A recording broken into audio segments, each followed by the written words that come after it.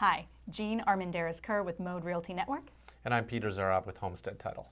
So Peter, during the course of an offer to purchase, most people don't know or consider the buyer's right to review their title work. How often has it come up that a buyer objected to title work, or is it usually the lender that complains?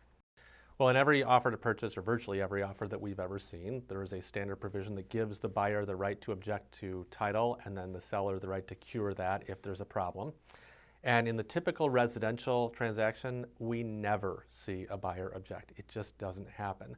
And in Wisconsin, that may be in part because so few attorneys are involved assisting buyers.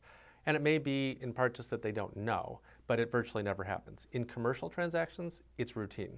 Virtually every attorney and sophisticated commercial buyer is going to object to something, demand some change. That's very common. Lenders may object, but they're not objecting to the buyer's title policy, the policy that protects the buyer's ownership interest. They're objecting to their own title policy, which only protects their rights in their mortgage.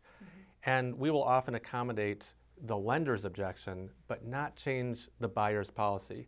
And the example that comes up is there may be a small encroachment, meaning a small part of the buyer's property goes over onto the seller, a neighboring property.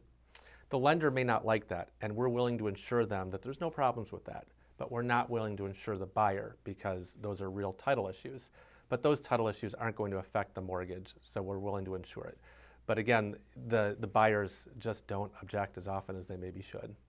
And do you feel as a professional that that is something that we should encourage our clients to pay a little more close attention to, or is it really just a fairly low conflict area in Wisconsin? I think it is a fairly low conflict area, but at the same time, I'm a little bit biased because I'm an attorney. I think it's always wise for a buyer to have an attorney review the title policy and these issues to make sure if there is a problem, they can object. Again, the problems are rare, but they can be big, and so it's worth objecting.